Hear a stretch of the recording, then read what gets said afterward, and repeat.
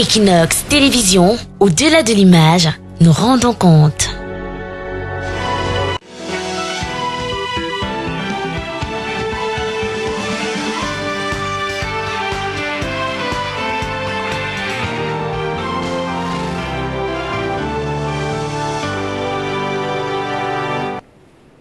Bonjour à tous. C'est une journée internationale des droits des femmes ensanglantées au Cameroun. Dans la soirée de samedi 7 mars, des femmes gendarmes ont été victimes d'attaques meurtrières en Galim, dans le département des Bamboutos, situé dans la région de l'Ouest. 2 autres policiers sont tombés sur le champ d'honneur lors d'une riposte contre une horde d'assaillants. Il s'agit d'un groupe armé qui a pris d'assaut l'arrondissement de Ngalim, profitant d'une coupure prolongée d'électricité pour cibler des hommes en tenue et une brigade de gendarmerie et un commissariat de police. Cette violente attaque a également coûté la vie à plusieurs civils, selon le correspondant d'Equinox présent sur les lieux. Le bilan officiel n'est pas encore connu. Le renfort du dispositif sécuritaire parti de Bouddha a mené une opération de ratissage jusqu'aux portes du nord-ouest. Selon des témoins, c'est de là que seraient partis ces groupes armés pour s'attaquer aux forces de sécurité et aux forces de l'ordre. Le Cameroun est-il en train de plonger dans une insécurité grandissante aux portes de la crise anglophone? Selon l'International Rescue Committee et le Norwegian Refugee Council, 2 organisations internationales humanitaires, cette crise anglophone a pris une tournure dramatique avec la multiplication des attaques ciblées contre des civils et de nombreuses violations du droit humanitaire international sur le théâtre de la crise anglophone. Les appels au cessez-le-feu immédiat peinent à être attendus, peinent à être entendus, au moment où des familles entières pleurent la disparition de leurs enfants et leurs femmes dans la tragédie survenue en Garbou, dans le Ndongamantoum. Alors que le gouvernement a soutenu que les soldats n'ont commis aucune exaction de quelque nature que ce soit, le journal The Guardian Post affirme que 9 hommes en tenue, dont 2 colonels, ont été interpellés dans le cadre de l'enquête inscrite par le président de la République. Le Messager confirme que 2 officiers supérieurs et des soldats de rang sont auditionnés à Yaoundé. Présumés innocents, ils sont en exploitation pour faire la lumière sur les atrocités qui ont entraîné la mort de plusieurs civils dans le Ndongamantoum. À propos des massacres des civils survenus en Garbou, le Messager précise que les rapports militaires sont aux antipodes des déclarations du gouvernement. Ces événements insoutenables et l'insécurité grandissante dans le nord-ouest et le sud-ouest étaient au cœur d'un échange téléphonique entre le président français et son homologue camerounais, 4 jours après avoir convenu d'une enquête impartiale avec Emmanuel Macron. Le chef de l'État du Cameroun a reçu en audience l'ambassadeur français Christophe Guilou, et au terme des échanges, le diplomate français révèle qu'ils ont convenu de la nécessité de procéder à l'identification des responsables de la tragédie survenue en Garbou. Cette offensive diplomatique française est-elle un signe de pression sur Yaoundé afin que la lumière soit faite sur les massacres des civils?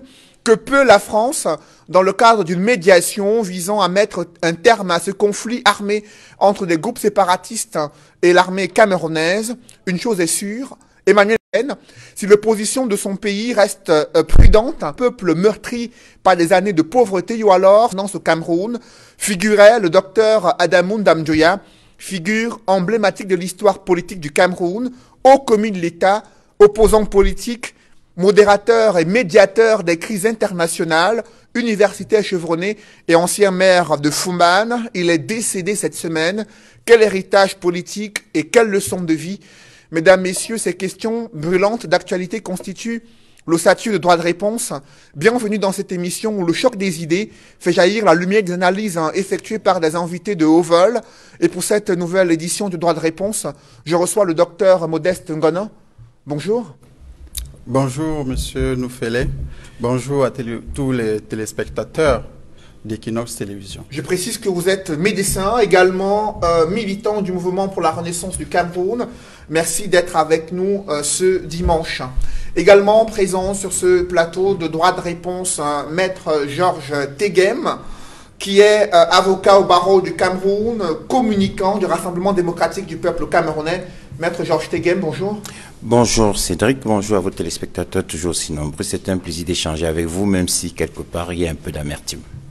Et sur le plateau de droit de réponse le dimanche, il est l'un des éditorialistes au quotidien La Nouvelle Expression, consultant dans cette émission, Edmond Kambia, bonjour. Bonjour Cédric Doufélé, je salue tous les copanélistes.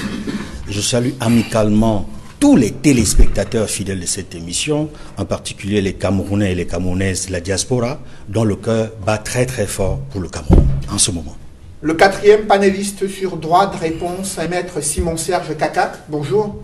Bonjour Cédric, bonjour à tous les copanélistes et surtout bonjour à tous les téléspectateurs d'Equinox Télévision qui suivent ce programme. Vous êtes avocat au barreau du Cameroun, analyste politique et militant de l'Union des populations du Cameroun. Merci d'être avec nous ce dimanche. J'aimerais d'abord avec vous, Maître Simon-Serge Kakac, réaction sur la situation, cette attaque survenue en Galim dans les départements de Bamboutos, là où 2 femmes, gendarmes, d'autres policiers ont été tués lors d'une attaque meurtrière. Oui, Cédric, permettez-moi de m'incliner déjà devant la mémoire de ces 2 dames qui certainement s'apprêtaient à fêter aujourd'hui, à célébrer la Journée internationale de la femme. Malheureusement, la situation sécuritaire dans la zone en a décidé autrement. Et je pense que c'est une situation qui commence à devenir véritablement amère et écœurante pour tous les Camerounais que nous sommes. Parce que là, nous avons le sentiment et même la conviction que cette crise constituée dans le Nozo a traversé les limites territoriales du Nozo pour, j'allais dire, faire une entrée triomphale et malheureuse dans la partie francophone du pays. Parce que lorsqu'on parle de Galim, pour ceux qui ne le savent pas, c'est un arrondissement de l'arrondissement de Bamboutos, dans la région de l'Ouest. Ce qui revient à dire que la crise ne va plus se limiter désormais à la région Nozo. Et Galim qui est un arrondissement frontalier avec d'autres localités situées dans le nord-ouest. Oui, tout à fait. Même si Galim, c'est un arrondissement frontalier, n'en demeure pas moins qu'avec cette attaque, il y a lieu pour nous de nous inquiéter. Parce que là, cela veut dire que l'insécurité devient vraiment grandissante dans toute la zone, que ce soit le nord-ouest, que ce soit la région de l'ouest. Parce que lorsque vous parlez de Galim, Mbouda n'est pas loin, Bafoussam n'est pas loin. Cela revient à dire que c'est une crise qui devient véritablement sérieuse et qu'il faille vraiment réfléchir sur la thérapie à mettre en place pour sortir de l'auberge. Docteur Modeste Ngono, lorsque vous suivez que des vies ont été fauchées dans la nuit de samedi à ce dimanche, parmi lesquelles des femmes, gendarmes, des policiers et d'autres civils, lors d'une attaque meurtrière attribuée à un groupe armé. D'aucuns parlent des groupes séparatistes, mais rien n'est encore clair pour le moment. Comment réagissez-vous avec cette insécurité qui est désormais aux portes de la région de l'Ouest après avoir fait son lit dans la région du Nord-Ouest?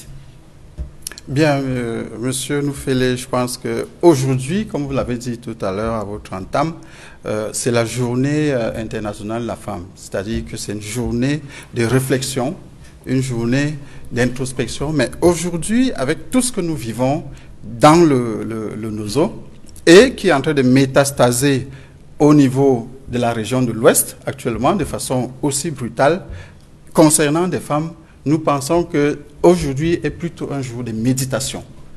On doit aller au-delà même de la réflexion. Nous sommes dans la méditation maintenant parce que quand des femmes sont intéressées et concernées par des tueries, nous sommes interpellés au plus haut point. Et le caractère métastatique, si je puis utiliser ce terme, de ce conflit nous interpelle encore. Parce que depuis plus de 3 ans, nous sommes en train d'appeler les dirigeants de ce pays à prendre des mesures de telle façon que la guerre puisse s'arrêter. Nous ne pouvons pas être des Camerounais qui tirons sur d'autres Camerounais. Et particulièrement, si les femmes sont concernées, on se pose des questions. Voyez-vous, lorsque les femmes sont concernées, et dans le cas de Ngarbou, lorsque les enfants innocents par essence, sont concernés, on commence à se poser des problèmes. Et ça peut venir des deux côtés. C'est-à-dire que le gouvernement, ça peut venir des forces rebelles, des forces sécessionnistes, mais le fait que des femmes, qui plus est les enfants, plus intéressés, nous interpelle au plus haut point. Après vous, Maître Georges Teguem, cette insécurité grandissante, alors que le gouvernement avait rassuré avec un dispositif sécuritaire renforcé durant l'élection municipale et législative dans ces deux régions, du nord-ouest et du sud-ouest, près de 700 gendarmes en renfort, et qu'aujourd'hui, il y a des postes de gendarmerie, brigades de gendarmerie, commissariat de police attaqués. Quel signal, comment analysez-vous cette attaque vers ces différentes structures chargées d'apporter pourtant de veiller à la sécurité des personnes et des biens dans cet arrondissement? Ces attaques asymétriques, il n'y a pas d'autre mot. Mais je voudrais d'abord, si vous permettez, M. Noufélé, présenter sincèrement mes condoléances à la famille de M. Ndamdjoua, malheureusement endeuillé.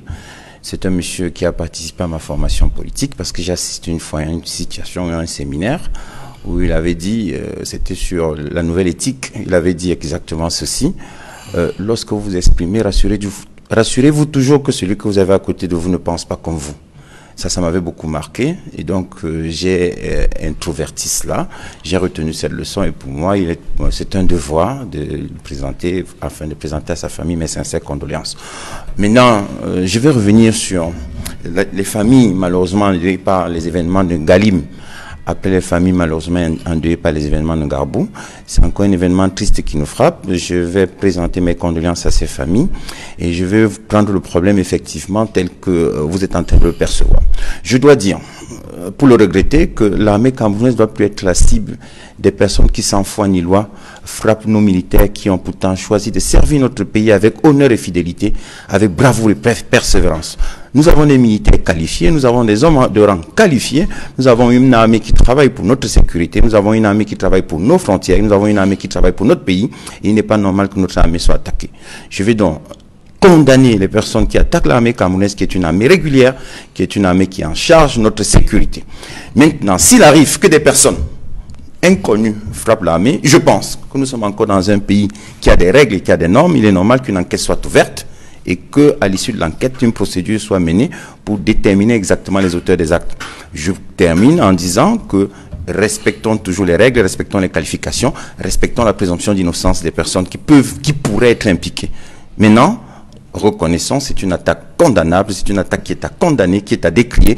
Et je souhaite que les organisations de droit international qui parlent souvent du Cameroun relaient aussi les informations qui indiquent que l'armée camerounaise est injustement attaquée par des personnes qui, il ne faut pas les qualifier autrement, pourraient être qualifiées, sous réserve de la présomption d'innocence, de terroristes. Vous avez suivi, Dr Modeste Ngonan du MRC, évoquer le fait que l'opposition a plusieurs fois appelé à la fin de cette guerre et que rien n'a été fait jusqu'ici et que ce type d'attaque qui déborde des régions anglophones pour se retrouver en Galim dans la région de l'Ouest est l'une des conséquences d'un conflit armé dont le cycle de violence meurtrière commence déjà à être au-dessus des forces qui ont été déployées pour contenir ces éléments-là. Est-ce que vous partagez ce point de vue? Non, pas du tout, même si je peux le comprendre, mais je vais simplement observer au docteur Ngonan que la fin du gain ne se décrète pas. C'est un travail méthodique, c'est un travail qui se fait par escalier, qui se fait par palier.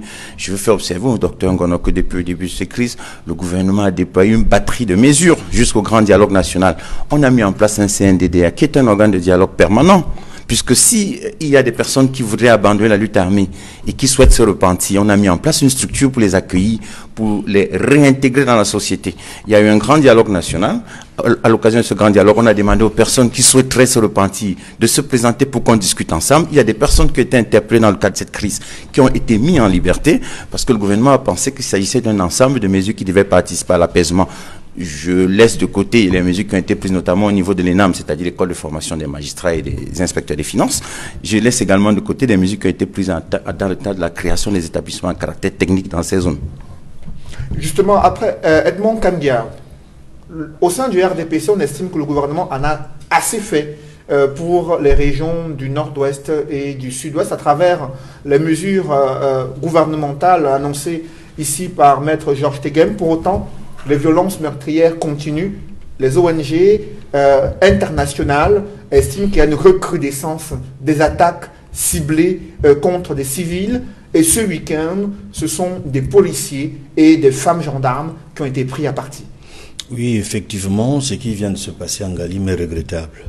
Ce sont les conséquences de ce qu'on peut appeler l'enlisement. L'enlisement d'une situation qui a commencé par une crise en 2016 et qui s'est transformée en conflit en 2017. Aujourd'hui, nous sommes dans une situation où nous ne savons pas si la guerre va se poursuivre avec tant d'atrocités comme ce qu'on a vu en Garbou, ou alors si résolument les différentes parties belligérantes, entre guillemets, il ne s'agit pas d'une guerre conventionnelle, il s'agit d'une guerre non conventionnelle, une guerre asymétrique, mais si les parties sont connues, il y a des forces de défense et sécurité gouvernementales, il y a de l'autre côté les ambazoniens, les forces ambazoniennes qui se font appeler ainsi, et donc on connaît les branches militaires et les branches politiques. Il est urgent, et nous l'avons toujours dit et proclamé sur ce plateau, pour que cesse cette guerre, il faut que les deux camps se retrouvent à travers la médiation qui a été proposée par plusieurs organismes nationaux et internationaux. Il y a la médiation suisse. Les évêques du monde l'ont redit dans une déclaration qu'ils ont publiée récemment. Il y a les jésuites, les supérieurs majeurs jésuites d'Afrique et de Madagascar ont fait récemment une déclaration dans laquelle ils ont insisté sur la nécessité d'un dialogue inclusif entre les représentants du gouvernement et les représentants des sécessionnistes. On ne peut pas faire comme si rien n'est possible pour mettre fin à la guerre. C'est possible de mettre fin à la guerre. Il faut le dialogue. Il faut que les gens se parlent.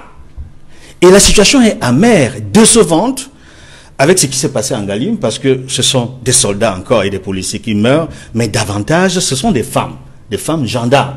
Et le symbole est fort quand ce sont des femmes. Ce sont des mères de famille. Ce sont celles-là qui sont appelées à procréer. Et on l'a ressenti avec tant d'émotion lorsque le 14 février, il y a eu le drame, la tragédie de Garbou.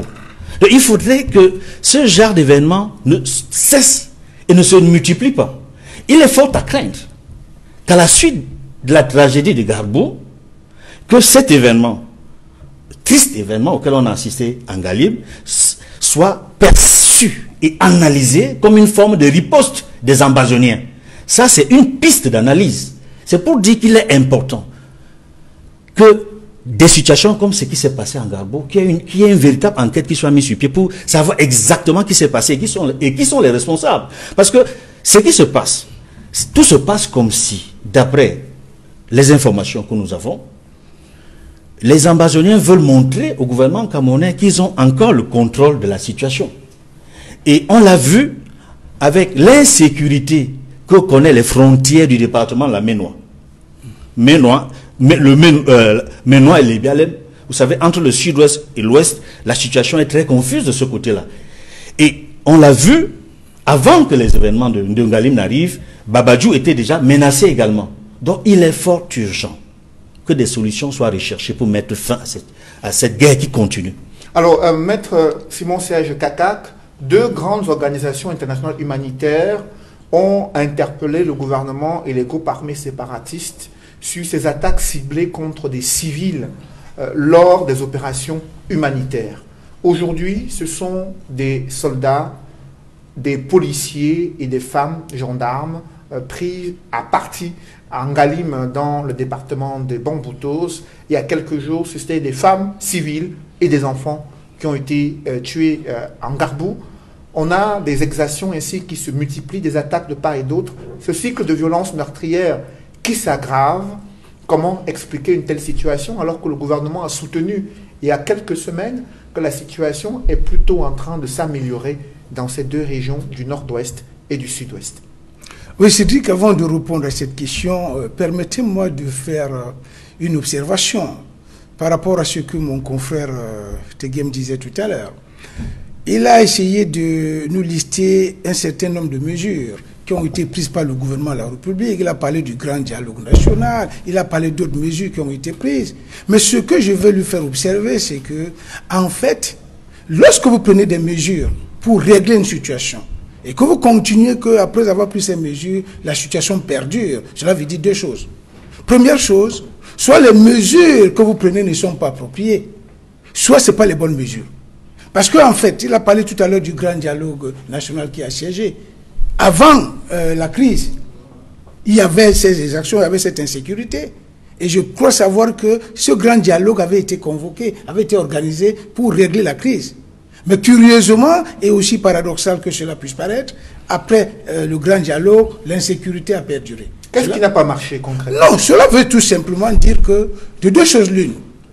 Soit ce n'est pas le dialogue qu'il fallait, soit les mesures qui ont été préconisées dans ce dialogue n'étaient pas les mesures appropriées. Mais le chef de l'État estime qu'il y a des entrepreneurs de guerre qui ont pris en otage les populations et que ceux-là doivent déposer leurs armes, sinon ils vont faire face à la rigueur de la loi et au professionnalisme de l'armée camerounaise. Bon, je pense que c'est Edmond Kemkang qui le disait tout à l'heure. Vous savez, lorsqu'on parle par exemple de ces sécessionnistes ambazoniens, permettez-moi l'expression, nous savons qu'il y a une branche militaire, il y a une branche politique. Je vous pose une question, c'est vous qui êtes un grand journaliste d'investigation. Lorsque vous observez ce qui s'est passé au grand dialogue national, est-ce que vous avez aperçu l'ombre d'un seul leader politique de ceux qui ont pris les armes? Parce que lorsque nous allons dans le Nozo aujourd'hui, tout le monde sait qu'il y a trois catégories de citoyens. Il y a ceux qui disent que, écoutez, votre histoire de Cameroun, là, nous ne sommes plus d'accord, on va avoir notre pays. Et c'est eux qu'on appelle les séparatistes. Il y a ceux qu'on appelle les fédéralistes. Il y a ceux qui sont pour comment dirais-je, la continuité des choses, comme elles se sont toujours passées. Mais si vous observez, vous allez voir que ceux qui ont pris les armes, c'est les sécessionnistes. C'est eux qui ont pris les armes, ce n'est pas les autres. Est-ce qu'à ce grand dialogue qui a été organisé à Yaoundé, on a invité véritablement, est-ce que ces leaders sécessionnistes de la branche politique, je précise, est-ce qu'ils étaient impliqués? Je dis non. Donc pour nous autres, le problème n'a pas été résolu. Donc les solutions qui sont sorties de ce grand dialogue, de notre point de vue, n'étaient pas des solutions appropriées. Donc il y a encore des choses à faire. Et c'est justement pour ça que, pour embrayer sur votre question de tout à l'heure, c'est pour ça que beaucoup d'organisations non gouvernementales internationales pensent qu'il y a encore des choses à faire et qu'il est impératif pour le gouvernement de prendre de bonnes mesures. C'est pour ça que justement, lorsque nous subissons, nous continuons à voir ce qui se passe maintenant là, on a le sentiment et même la conviction que le gouvernement doit impérativement changer de fusil d'épaule. Ça veut dire réfléchir sur une nouvelle thérapie qui va certainement lui permettre de mieux percevoir la situation. Parce que si les choses continuent comme nous le voyons là, il y a de fortes chances que la situation s'enlise. Et d'ailleurs, tout le monde aujourd'hui, parce que ceux qui vont dans ces régions disent que contrairement à ce que le gouvernement soutient, l'insécurité n'est pas, la sécurité n'est pas de retour. Parce que même, bon ça c'est une parenthèse, beaucoup de gens, j'ai discuté tout dernièrement avec un acteur politique de la zone qui m'a dit clairement que, maître, j'avoue que même l'élection qu'on va reprendre là, moi je ne vais même pas aller là-bas faire campagne, parce qu'en réalité, il n'y a pas de sécurité sur le terrain. C'est pour dire quoi? C'est pour dire que le problème de la crise du Nozo, de notre point de vue, reste entier. Il faut que le gouvernement essaye de voir dans quelle mesure il peut prendre des bonnes mesures pour sortir le pays de ce drame qui dure quand même depuis 4 ans. Ça fait quand même 4 ans que le gouvernement prend des mesures. On nous dit tous les jours, il y a des mesures qui sont prises. Mais quand vous prenez des mesures et après 4 ans, ça ne donne pas le résultat escompté, cela doit vous imposer une nouvelle posture, une nouvelle vision de la situation et naturellement une nouvelle kyrielle de mesures. Au regard de ces 4 ans de gestion de la crise anglophone, Dr Modeste Ngono, quelle est votre évaluation? Aujourd'hui, il y a eu un grand dialogue national qui s'est tenu. 4 mois plus tard, le gouvernement s'est félicité de ce que la situation s'améliore et les organisations internationales humanitaires estiment qu'il y a plutôt une recrudescence de la violence meurtrière. Illustration ce week-end avec des attaques en Galim et quelques semaines plus tôt, c'était en Garbo, à Babanki, toujours dans la région du Nord-Ouest. Quelle est votre analyse? Je pense que la conclusion découle d'elle-même de ce que nous observons. Ce qui se passe, c'est que la crise est en train de s'agrandir, que ce soit au plan de la violence, que ce soit au plan de la territorialité. Sur le plan géographique, il y a un agrandissement et un accroissement de cette crise-là en ampleur. Et ce que je voudrais signaler, après que Maître Tegem ait dit tout à l'heure, ait cité donner la litanie de toutes les mesures qui ont été prises. Je pense que lorsque nous prenons toutes ces mesures au niveau du gouvernement, le gouvernement doit lui-même constater qu'il y a un échec et écouter, parce que c'est ce qui manque à ce régime. Le régime n'écoute pas. Regardez ce qui se passe lorsqu'il y a un problème.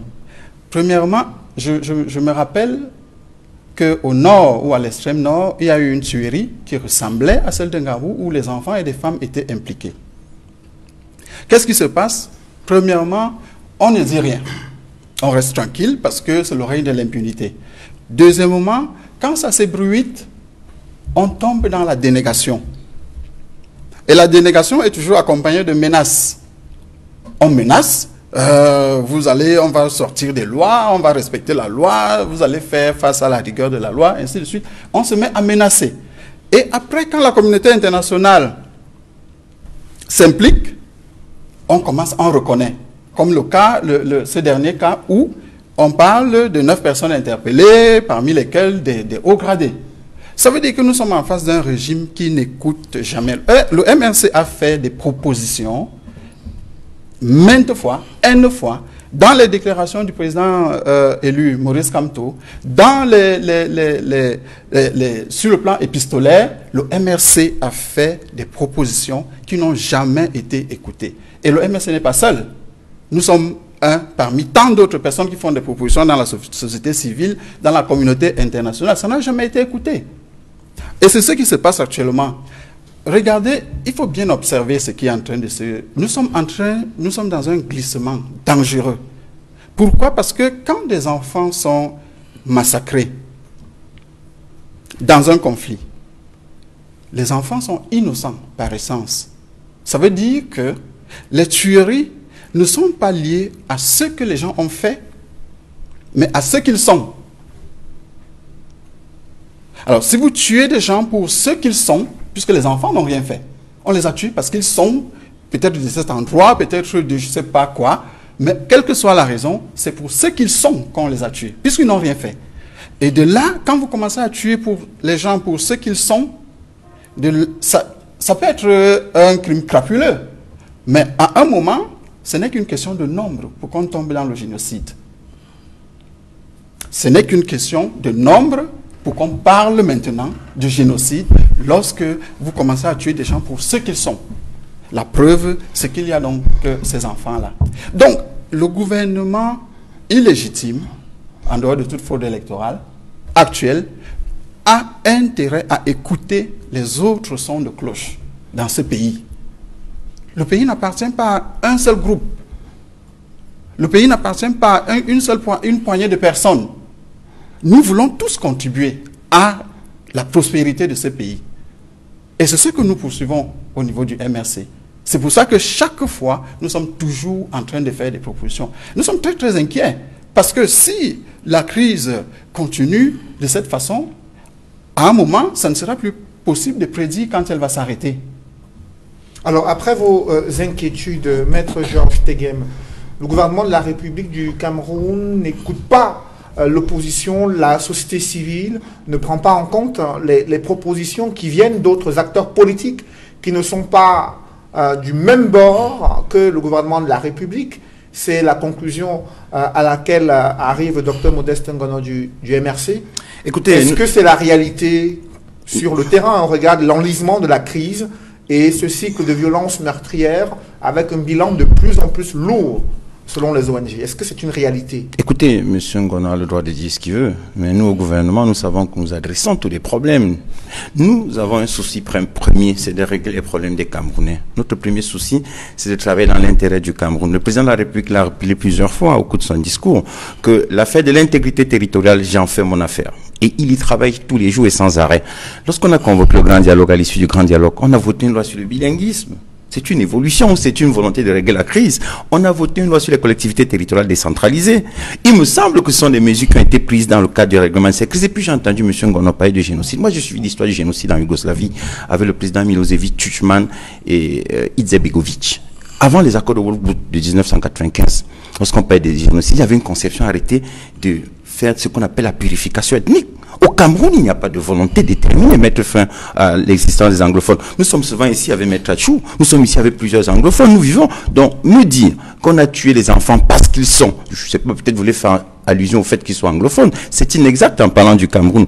Maintenant, je peux comprendre qu'on dise qu'il faut aller plus loin, mais c'est ce que nous faisons. Je vous dis, le dialogue est le souci permanent du gouvernement. La preuve, c'est qu'on a mis en place un organe permanent de dialogue qu'on appelle le CNDDR. C'est un organe permanent qui permet à ceux qui souhaitent se repentir de venir rencontrer les autorités. Le gouvernement de la République, je ne peux pas avoir la prétention, ni le gouvernement de la République, d'avoir tout donné, d'avoir fait un texte parfait ou d'avoir trouvé des résolutions parfaites. Ce qui est fait au gouvernement, c'est le fait qu'il n'écoute pas les autres sons de cloche qui viennent de l'opposition, de la société civile, et les propositions qui sont faites pour une résolution pacifique et la mise en place des mesures consensuelles visant à sortir d'une crise comme celle qui est vécue dans les régions du Nord-Ouest et du Sud-Ouest. D'abord, monsieur Noufélé, dans un pays comme le Cameroun, je ne sais pas trop ce qu'on appelle solution consensuelle.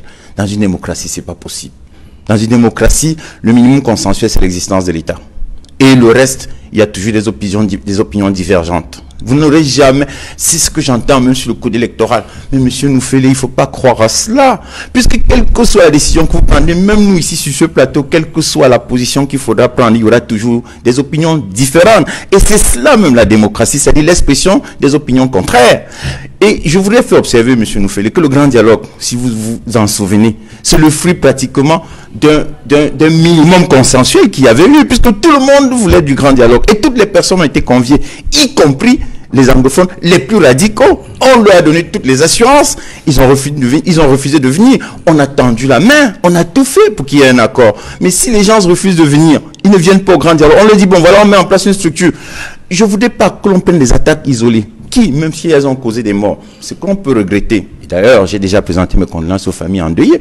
Les attaques isolées existent partout. On a vu en France quelqu'un marcher sur les gens à Nice. On a vu les attentats du 11 septembre 2011 aux États-Unis. Les attaques isolées, c'est des personnes que vous n'attendez pas et qui brutalement.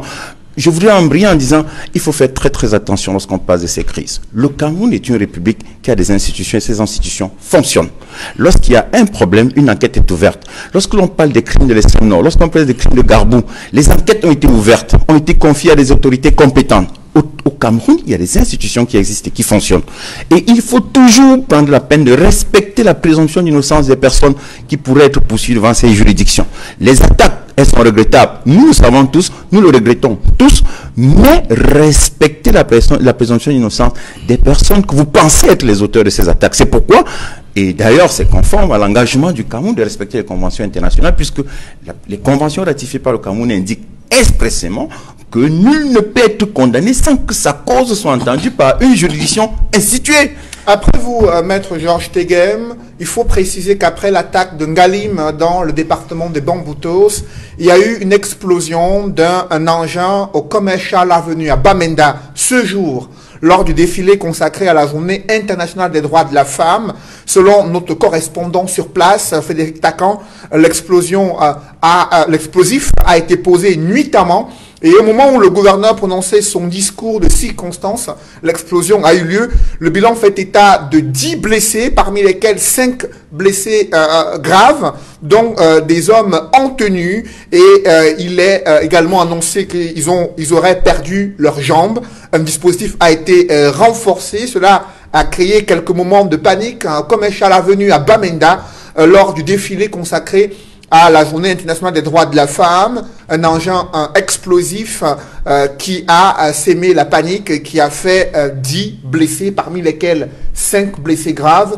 Edmond Kambia, plusieurs attaques en moins de 24 heures en Ngalim et à Bamenda, au cœur de la crise anglophone. Quel message, quel symbole en ce jour de la consacrer aux femmes, au moment où les autorités administratives, les forces de défense et de sécurité et les populations sont en train de défiler à Bamenda. C'est un message fort que les auteurs que je qualifierais de cet attentat ont posé à Bamenda.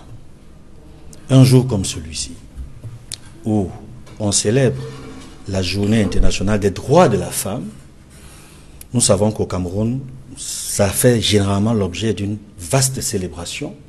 Il y a des pains et consorts.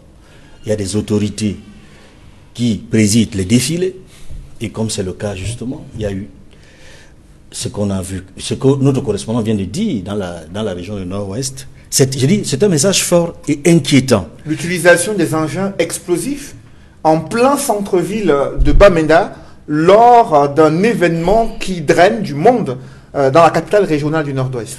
Oui, c'est tout à fait clair. Ceux qui l'ont fait sont en train de dire aux autorités que nous n'allons pas laisser faire tant que vous n'allez pas nous écouter. Ceux qui ont posé cet acte-là. Et ils sont prêts à aller plus loin. Parce qu'on a vu déjà les événements de Ngalim il y a quelques jours. Maintenant, c'est sur la place publique, c'est-à-dire dans un chef-lieu de région. Ils le font. Ils sont prêts à aller plus loin. Cela signifie qu'ils ont traversé les régions du Nord-Ouest et du Sud-Ouest et sont capables d'atteindre les localités francophones et poser les mêmes actes. Et à des jours ou à des occasions qui seront forcément des journées symboles, qui seront des dates symboles pour nous ou bien pour la communauté internationale. En fait, ce qui se passe, c'est que ceux qui ont posé ces actes, que l'on peut présumer être des ambazoniens, ça peut être également d'autres personnes qui posent cet acte qui pourraient être endossés par des ambazoniens, veulent laisser croire que la crise qui secoue ces deux régions a atteint un niveau tel que si on ne résout pas, si on ne trouve pas les solutions appropriées, il est fort probable que l'on assiste à une situation d'escalade qui va aller d'escalade en escalade. Parce que ce n'est pas du tout la désescalade. Ce n'est pas du tout la désescalade. Et je parlais tout à l'heure des conséquences de l'enlisement qui font en sorte que quand quelqu'un se sent marginalisé, quand des forces ont le sentiment qu'on les attaque et qu'on s'attaque même aux civils, aux femmes enceintes, aux enfants, et que parfois on veut mettre cela sur leur dos. Parce que, dites-vous bien, ce sont des êtres humains. On voudrait peut-être mettre sur leur dos des actes qu'ils n'ont pas posés. Et je disais tantôt que ça peut être interprété comme une forme de riposte pour dire on nous accuse de poser des actes auprès des civils qui ne correspondent pas à notre vision. Mais pourquoi ceux qui commettent ces attentats, ces attaques ciblées, ne déposent pas les armes, ne répondent pas à l'appel du chef de l'État? Le 31 décembre dernier, vous vous en souvenez, lui qui avait demandé à ses soldats, ces jeunes armés qui sont dans la brousse, de rentrer dans les comités de désarmement, démobilisation et de réintégration qui ne craignent rien. Un énième appel du chef de l'État à déposer des armes. Pourquoi cet appel du président de la République n'est pas entendu? Je vais être clair, cet appel ne peut pas être entendu. Tout simplement parce qu'on a mis la charrue avant les bœufs. Regardez, dans tous les pays du monde, les commissions nationales des DDR, ça se fait à la fin. Ce n'est pas au début d'un processus. Et ce n'est pas une partie qui dicte le processus du DDR. Ce sont les parties belligérantes associées à une médiation qui fixe les règles du jeu du DDR. Alors on est dans une situation où l'État, le gouvernement, tout seul, a créé le DDR et veut amener l'autre partie à s'associer. Ce n'est pas possible. Ça n'a marché nulle part, ce type de DDR. Regardez, que ce soit en RDC, Centrafrique, dans tous les pays qui ont connu la guerre, tant qu'il n'y a pas une médiation, tant qu'il n'y a pas une structure qui encadre les belligérants, le DDR ne peut pas marcher. On a mis la charrue avant les bœufs. Et rappelez-vous, il y a quelqu'un qui était sorti de la brousse. On a dit un présumé ambazonien était sorti, mais dès le lendemain, il avait été assassiné. Parce que les conditions du DDR ne protégeaient pas les ambazoniens qui sortent de la forêt. Et c'est la situation aujourd'hui. Ça ne peut pas marcher pour la guerre dans le nord-ouest et le sud-ouest. Par contre, notre DDR peut marcher en ce qui concerne la lutte, la guerre contre Boko Haram. C'est deux guerres totalement différentes. C'est deux guerres totalement différentes. Ne confondons pas les choses. Après vous, Edmond Kamgia, Maître Simon Serge Kakak, une explosion d'un engin en plein centre-ville à Bamenda, alors que les femmes sont en train de s'apprêter à défiler pour la journée internationale des droits de la femme, au moment où le gouverneur de cette région est en train de délivrer son discours avec 10 blessés, dont 5 blessés graves, parmi lesquels des hommes en tenue. On est en train d'atteindre une nouvelle étape de cette guerre dans les régions du nord-ouest et du sud-ouest. Oui, Cédric, ce que je veux vous dire, c'est que comme l'a si bien dit tout à l'heure Raymond Kamgia, c'est un message que les séparatistes envoient au gouvernement pour leur dire, monsieur, c'est nous qui contrôlons la situation ici. Vous avez parlé de désescalade, vous avez parlé de sécurité qui revient. Sachez que vous ne maîtrisez pas la situation ici. Parce que pour ceux qui connaissent la ville de Bamenda, Nkwen, il y a Nkwen, il y a Commercial Avenue. C'est la vitrine de la ville. Donc c'est des places qui sont présumées être parmi les plus sécurisées de la ville de Bamenda. Commercial Avenue à Bamenda, c'est comme boulevard du Vengma à Yaoundé. C'est comme l'avenue de Gaulle ou place de Dudéac à Douala. C'est comme le boulevard La Liberté à Douala. En fait, c'est des zones qui doivent être immensément et profondément sécurisées. Lorsque un jour de défilé où nous devons rendre honneur à nos épouses, à nos sœurs qui sont en train de festoyer, des mesures particulières sont prises pour sécuriser les lieux. Et on vous dit, si je m'en tiens à ce que votre confrère a envoyé comme information, que l'explosif aurait été posé là-bas nuitamment. Ça veut dire quoi en d'autres termes? Ça veut dire que pendant cette nuit, les lieux n'étaient pas sécurisés par les forces de défense et de sécurité. Parce que logiquement, avant un défilé, on doit sécuriser les lieux. Cela n'a pas été fait. Mais le message qui est lancé ici montre à suffire que ce qui est en train de se profiler à l'horizon est d'une gravité extrême pour notre pays. Cela veut tout simplement dire que cette crise, cette guerre est en train d'atteindre sa cote d'alerte. Et que, effectivement, si le gouvernement ne saisit pas les taureaux par les cornes, cette situation va davantage s'enliser. Et c'est le lieu pour moi de le redire ici. Parce que tout à l'heure, mon confrère Tegem est revenu pour dire que effectivement, le gouvernement a pris beaucoup de mesures. Que logiquement, les séparatistes auraient déjà déposé leurs armes. Mais ce que je vais lui faire observer, que lorsque nous voyons donc cette recrudescence de l'insécurité, après que toutes ces mesures aient été prises, cela veut tout simplement dire que ces séparatistes ne se reconnaissent pas dans ces mesures-là. Et qu'effectivement, il faut que le gouvernement change de stratégie. Et je vais également faire observer que pour moi aujourd'hui, si vous avez une crise dans votre pays qui est devenue une vraie guerre pendant 4 ans, vous avez pris des mesures, les mesures n'ont pas atteint l'objectif, les mesures n'ont pas atteint le résultat escompté, les mesures n'ont pas prospéré. Cela veut dire qu'il faut changer de stratégie. Et pour moi, changer de stratégie ici, c'est que il faut que le gouvernement reconnaisse que nous ne pouvons plus simplement régler cette affaire ici. Nous pouvons faire appel à une médiation. Médiation ne veut pas dire avec de chèque, ça ne veut pas dire que le gouvernement est incapable, non. Mais tant que la situation se précise là, il faut maintenant une médiation. Je sais qu'il y a beaucoup d'organisations. Et ce conflit armé s'est déjà internationalisé au point où le président français a eu un échange avec le chef de l'État du Cameroun, Paul Biya, Dr Modeste Ngono. Il y a eu un échange téléphonique entre le chef de l'État du Cameroun, Paul Biya, et le président français Emmanuel Macron. Ils ont évoqué la situation sécuritaire dans les régions du nord-ouest et sud-ouest. Ils ont surtout insisté sur la tragédie de Ngarbour, convenant d'une enquête impartiale pour faire la lumière sur cette affaire. Et on écoutait le président français, quand lorsqu'il a été interpellé il y a quelques jours par un activiste camerounais, il reconnaissait que la situation se dégrade dans ces 2 régions du Cameroun.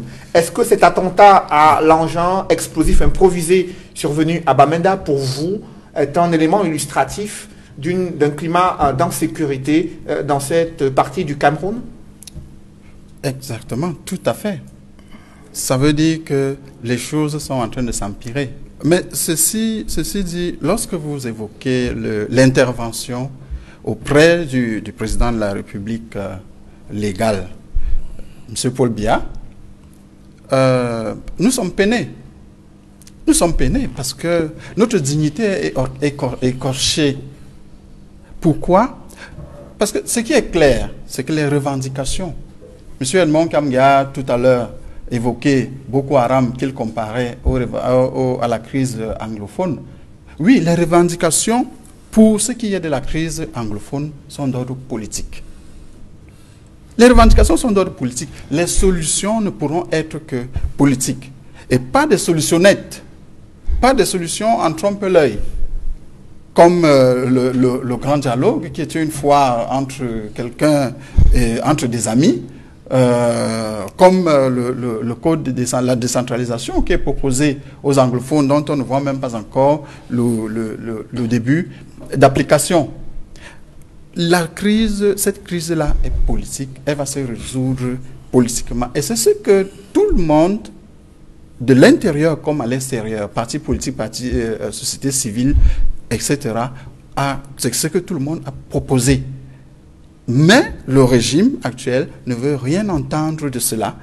Ils ont la science infuse et dès que vous proposez quelque chose qui va dans un autre sens, c'est la déstabilisation que vous voulez, c'est l'ingérence que vous sollicitez, ainsi de suite, alors qu'ils sont les maîtres, les maîtres laudateurs de l'ingérence. Quand parfois ils nous disent qu'ils sont des élèves, des bons élèves de la France, ainsi de suite. Bon, la solution politique, pourquoi? Parce que en réalité, ce qui se passe, vous ne pouvez pas gagner une guerre avec un peuple qui est dans son territoire aussi facilement que le gouvernement croit. Jamais, c'est pas possible. Et dès que les gars sont déterminés et motivés, ça sera difficile. C'est pour ça qu'on n'est pas surpris qu'il y ait cette bombe qui a explosé. Et la solution politique apportera quoi? Apportera que le peuple sera pris à témoin. Dès que les belligérants de l'autre côté, dans ce cas les sécessionnistes, ne vont pas respecter les bonnes solutions politiques qu'on aura prises, c'est même d'ailleurs leur propre peuple qui va se mettre contre eux. Mais le président de la République estime que le statut spécial qui a été adopté lors d'une session extraordinaire du Parlement est une réponse aux préoccupations profondes des populations dans les régions du Nord-Ouest et du Sud-Ouest. Est-ce que cette solution politique-là est celle qui doit être implémentée pour mettre fin à ce conflit? Le statut spécial à l'heure actuelle, étant donné le caractère dynamique de la situation au Nord-Ouest, Sud-Ouest, et le caractère dynamique de ce que ces gens pensent de la République du Cameroun, c'est une solution nette. Le régime spécial est une solution nette. Actuellement, tout le monde est d'accord que c'est dans le fédéralisme que nous devons absolument évoluer. C'est dans le fédéralisme. Ce qui fait que si les dirigeants actuels, le régime actuel, manquent de courage, parce que c'est ça le problème, ils manquent de courage. S'ils manquent de courage, ils nous mènent droit au mur. Et la situation ne sera pas comme on est en train de vivre aujourd'hui, elle va s'aggraver davantage. Après vous, Maître Georges Teghem, le chef de l'État finalement a répondu à l'appel du président Emmanuel Macron, convenant d'une enquête impartiale sur les massacres des populations civiles. Quelques jours après, il reçoit l'ambassadeur de France au Cameroun, Christophe Guilou, qui au terme de l'entretien, le diplomate français fait savoir qu'ils ont discuté de la nécessité d'identifier les responsables de ces massacres des civils survenus en Garbo et de la situation sécuritaire dans les régions du Nord-Ouest et du Sud-Ouest. Est-ce que le Cameroun est plus sensible aux appels de la France concernant la situation qui prévaut dans le pays, plutôt que d'écouter les opposants et la société civile camerounaise? Je suis surpris par l'observation, Monsieur Noufeli. Il me semble que dans le premier communiqué du gouvernement de la République, on avait déjà indiqué qu'une enquête avait été ouverte. Et c'est dans le cadre de cette enquête qu'un certain Yacoubou a été interpellé, qui est, je le répète, présumé innocent. Il faut respecter les qualifications, les règles et les valeurs. Moi, je suis un républicain et j'aime lorsque je discute de respecter les valeurs. Je voudrais faire observer à mon confrère qui a dit tout à l'heure que c'est une escalade le fait qu'il y ait eu l'attentat de Bamenda. C'est un attentat, il faut le dire, regrettable. Mais je voulais lui dire qu'il y a eu un attentat à Nice. Je voulais lui dire qu'en 1998 en France, on a tué le préfet Rignac, en Corse. Je voulais également lui dire qu'il y a eu les événements du 11 septembre. C'est des attentats qui sont des actes que vous ne pouvez pas prévoir. Donc, même si au Cameroun, on peut regretter le fait que la crise anglophone prenne du temps à être réglée, il faut quand même reconnaître que des efforts ont été déployés par le gouvernement de la République pour régler cette crise. Mais de quoi est-ce que ces efforts sont insuffisants écoutez, au regard de l'ampleur de la crise? Nous ne disons pas que les mesures qui ont été prises sont les mesures parfaites. nous avons aussi le droit à certaines mesures qui peuvent aller encore plus loin. Nous avons aussi le droit à l'erreur. Et nous, je ne revendique pas ici le droit à l'erreur, mais nous avons le droit de penser que voilà, nous pouvons prendre un ensemble de mesures et poursuivre, aller plus loin. La médiation suisse dont on fait état. Mais le gouvernement de la République était le premier à penser à la médiation suisse.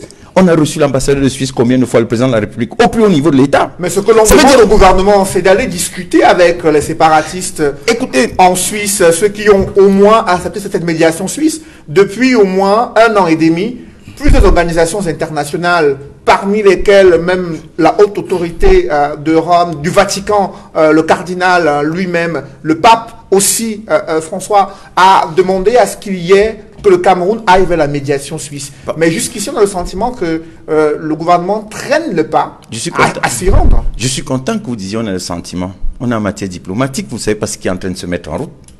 On est en matière diplomatique, il ne faut pas savoir ce qui est en train de se mettre en route pour que la médiation suisse soit effectivement prise en compte. Et j'ai entendu tout à l'heure évoquer le statut spécial en disant que c'est une mesurette ou une solutionnette. Mais il n'a même pas encore été implémenté complètement. Vous trouvez déjà que c'est une solutionnette. Alors que...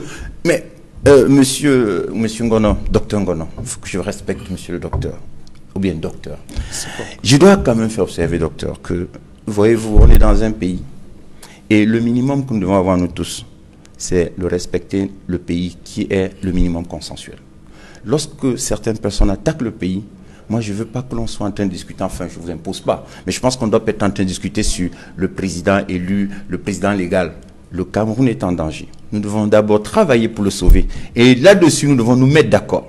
Parce que lorsqu'il s'agit du Cameroun, on travaille pour le sortir de là où il se trouve. Si chez nous, nous vivons déjà des attentats terroristes, c'est suffisamment grave pour que chacun d'entre nous dise que nous devons condamner ces attentats. Vous ne pouvez pas dire c'est une escalade, c'est la preuve que le gouvernement ne fait pas. Rien ne peut justifier que des citoyens qui sont au boulevard, vous avez dit boulevard Abamenda, soient injustement attaqués. Quelles que soient les raisons du monde qu'il y a, il n'est pas normal que les gens posent les bombes au Cameroun. Ça doit cesser et ces personnes sont à condamner. Je le dis ici de manière ferme. Il n'est pas normal que les dames viennent défiler le jour du défilé. Ces femmes se retrouvent avec des jambes amputées. Parce que certaines personnes estiment qu'elles ont des revendications à faire valoir. Si on a des revendications à faire valoir, il y a un cadre légal, il y a un cadre juridique. Le Cameroun est une démocratie accomplie. Le Cameroun est une grande république. Le Cameroun est une grande démocratie. Et nous devons respecter nos valeurs, respecter nos règles.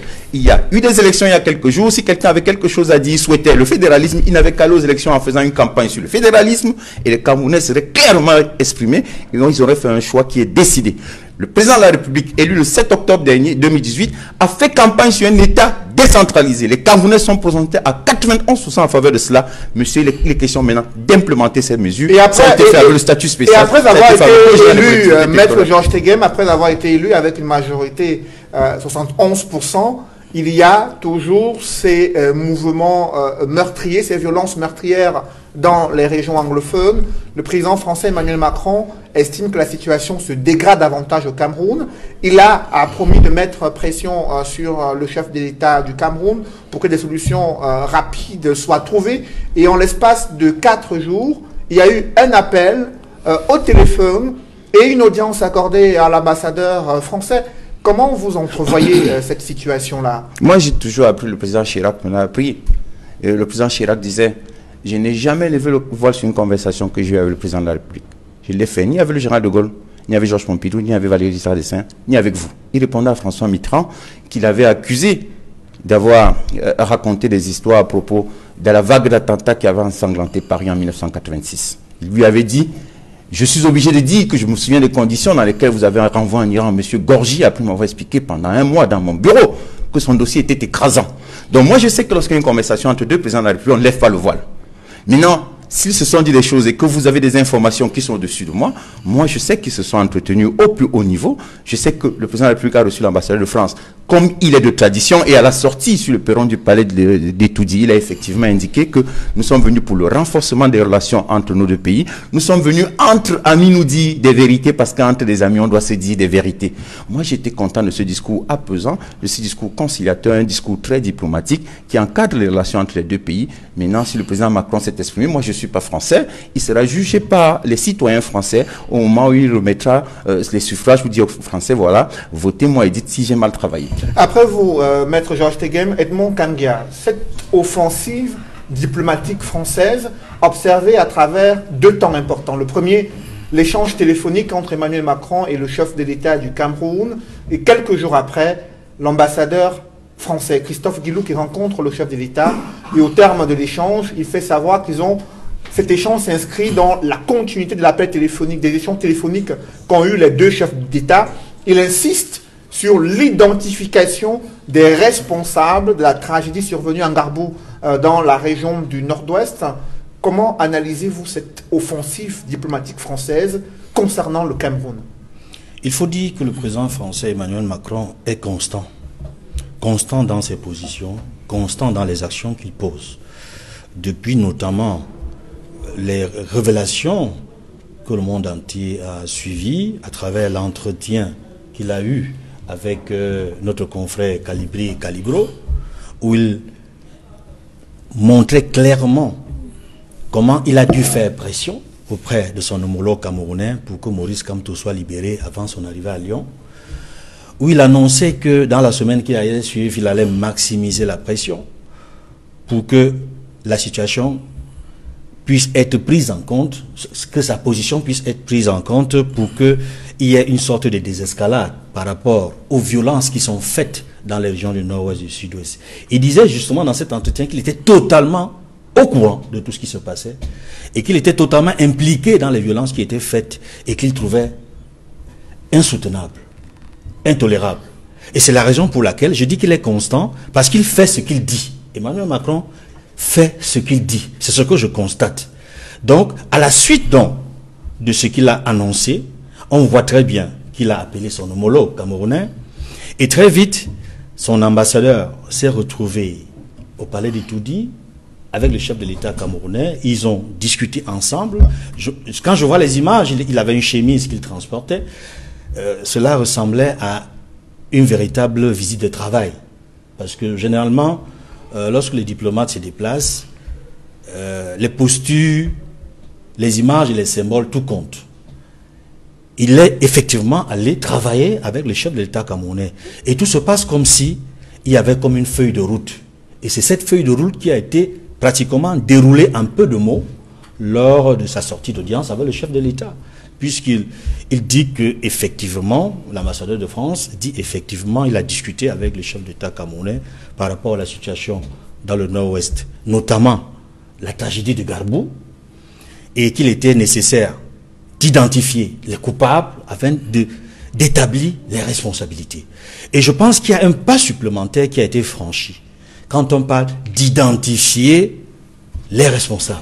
Pourtant, le gouvernement avait signalé que les soldats n'ont commis aucune exaction de quelque nature que ce soit contre les civils. Et cette semaine, la presse d'expression anglaise, le Messager, la Nouvelle Expression et bien d'autres font savoir qu'il y a 9 hommes en tenue qui ont été interpellés, dont 2 colonels, présumés innocents, mais en cours d'exploitation dans le cadre de l'enquête prescrite par le chef de l'État. Est-ce qu'il y a des liens entre l'attitude de la France, qui insiste sur l'identification des responsables de ces massacres, et cette enquête en cours où plusieurs hommes en tenue ont été interpellés? Il est clair qu'il y a des liens entre les deux, puisque cela participe de la même mission, de savoir qui a tué les femmes. Le fait n'avait jamais eu lieu au Cameroun.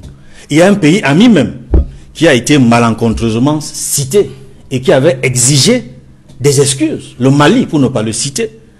Parce que dans cette affaire, on avait laissé croire que les faits ne s'étaient pas déroulés au Cameroun. Jusqu'à ce que le chef de l'État soit amené à commander une enquête. Et très vite, un certain nombre de soldats ont été interpellés et ils sont en cours de jugement, malheureusement à huis clos, au tribunal militaire. Après vous, Edmond Kamgia, Maître Simon C.H. Kakak, cette pression française d'Emmanuel Macron qui insiste sur le fait que la lumière doit être faite sur le massacre des civils survenus en Garbou, dans le Ndonga-Menton, région du Nord-Ouest. Il a évoqué la dégradation de la situation sécuritaire dans les régions anglophones. Et en l'espace de 4 jours, il y a eu un entretien téléphonique, il y a eu une audience accordée à l'ambassadeur de France au Cameroun, Christophe Guilou, qui au terme de l'entretien a évoqué les points sur lesquels il a échangé avec le chef de l'État. Comment analysez-vous cette pression de la France vis-à-vis de Yaoundé? Bon, déjà, Cédric, je m'empresserai déjà de vous faire observer que personnellement, j'ai été impressionné par la posture du président Macron, qui a donné l'impression d'être ce chef d'État-là qui ne dit pas des choses de manière fallacieuse. Il a parlé, il a fait des déclarations il y a 2 semaines que beaucoup de gens ont trouvé un peu malencontreuses. Mais la suite des événements nous montre que le président Macron fait partie de ces chefs d'État qui travaillent dans la transparence. Parce qu'en réalité, c'est l'une des premières exigences de ce qu'on appelle la bonne gouvernance. Il faut savoir communiquer, dire la vérité à son peuple. Le président Macron a dit, j'ai suivi et je suis au courant de tout ce qui se passe là-bas et je vais appeler le président Biya pour que cette situation soit réglée. 4 jours après, effectivement, les journalistes nous informent que, effectivement, le président Macron a appelé le président Biya, qu'ils ont eu un échange téléphonique et certainement que cette question-là a été évoquée. Et je crois 1 ou 2 jours après, c'est l'ambassadeur de France qui est reçu au palais du Toudi. Cela veut dire que le président Macron a dit quelque chose qui était fondé et il a quelque peu respecté l'engagement qu'il avait pris à Mondovision. Ça, c'est quelque chose d'impressionnant. C'est la première chose. La deuxième chose maintenant, c'est que, contrairement à ce qui a été développé, ça et là, après la sortie du président Macron, où les gens ont estimé que le président Macron n'a pas de leçon à donner à un État indépendant, moi, la deuxième leçon que j'ai tirée de ce qui s'est passé, c'est qu'effectivement, la France a montré que, contrairement à ce que les gens pensent, le Cameroun, à ses yeux, n'est pas un véritable État indépendant. Pas que les gens le sachent. Et que jusqu'à présent, la France a son mot à dire dans la conduite des affaires du Cameroun. Et maintenant que cette pression, ou bien cette intervention, pour ne pas dire cet interventionnisme de la France, arrive pour nous aider à régler un problème qui nous tient à cœur, pour nous autres, c'est une situation salutaire, parce qu'en réalité, ça rejoint ce que nous disions tout à l'heure. Parce que lorsque vous êtes un État indépendant, le tout n'est pas de venir pérorer sur les toits pour dire que nous sommes un État indépendant. Il faut adopter une posture qui vous permet d'affirmer votre indépendance. Et il se passe que cette situation du nord-ouest et du sud-ouest, le Cameroun n'a pas pu la gérer en État indépendant. On a laissé des brèches qui font donc que notre mère patrie est obligée d'intervenir pour nous aider à régler le problème. Donc, de mon point de vue, c'est une intervention qui est salutaire. Maintenant, ce que je vais dire pour chuter, c'est sur ce que mon confrère a voulu nous dire tout à l'heure. La vérité, c'est que lorsque vous êtes au pouvoir, lorsque vous avez la possibilité de gouverner un pays, on gouverne un pays en se fondant sur 2 choses. La première chose, c'est la légalité qui vous permet d'être au pouvoir. La deuxième chose, c'est la légitimité. Et la légitimité vous oblige à rendre compte au peuple. Ça veut dire quoi? Lorsqu'il y a une situation comme celle que nous avons en ce moment, en fait, que nous avons depuis 4 ans, et que vous prenez des mesures, il faut vous assurer que ces mesures rencontrent l'assentiment des populations. Il faut être à l'écoute des populations. Et lorsque vous vous rendez compte d'un temps soit peu que les mesures que vous prenez ne produisent pas l'effet escompté, qu'est-ce que vous faites? Vous revisez, vous donnez la possibilité à tout le monde d'intervenir. Mais curieusement, et aussi paradoxal que cela puisse paraître, on a l'impression que ceux qui gouvernent au Cameroun ont la conviction d'avoir la science infuse et de ne jamais être à l'écoute des autres. Et c'est ce que nous disons. Nous ne disons pas que le gouvernement n'a pas pris des mesures. Mais nous confirmons, je réitère sur ce plateau, que ce que nous autres nous pensons, c'est que les mesures qui ont été prises par le gouvernement n'ont pas produit le résultat escompté. C'est ça qui fait qu'aujourd'hui, nous sommes obligés, nous autres, de faire appel à la communauté internationale. Parlons justement de cette communauté internationale. Le gouvernement a toujours dénoncé l'ingérence des pays amis dans des problèmes internes.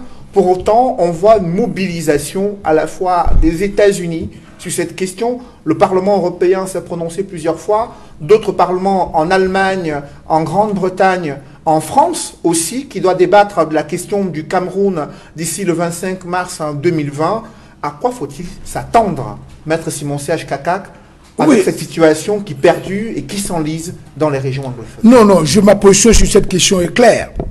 Je pense que pour qu'on sorte de l'auberge aujourd'hui, nous devons laisser la communauté internationale, pas d'intervenir pour venir agir à notre place, mais la communauté internationale doit nous aider à trouver des solutions. Parce qu'en réalité, ceux qui clament haut et fort la souveraineté du Cameroun, je ne dis pas qu'ils n'ont pas raison, mais sauf que lorsque vous êtes souverain, cela ne veut pas dire que vous fonctionnez en autarcie. Ça veut dire que quand il y a un problème comme celui-là qui commence à poser des problèmes sérieux, parce que lorsque nous faisons l'exégèse de la crise anglophone aujourd'hui, nous avons le sentiment que cette crise commence à prendre des tournures génocidaires. Ça, il faut le dire. Et c'est pour ça que la communauté internationale ces derniers temps se sent particulièrement préoccupée. Il n'y a pas que, j'allais dire, le président Macron. Il y a d'autres organisations qui s'inquiètent de la situation, en fait, de la tournure de la situation au Cameroun. C'est pour ça que nous pensons que pour qu'on se tire rapidement d'affaire, il faudrait que le gouvernement trouve le meilleur filon. Et pour moi, le meilleur filon, c'est de permettre à la communauté internationale de nous accompagner dans la recherche d'une solution qui va nous permettre de résoudre définitivement ce problème. C'est pour ça que pour moi, la souveraineté du Cameroun, c'est un fait.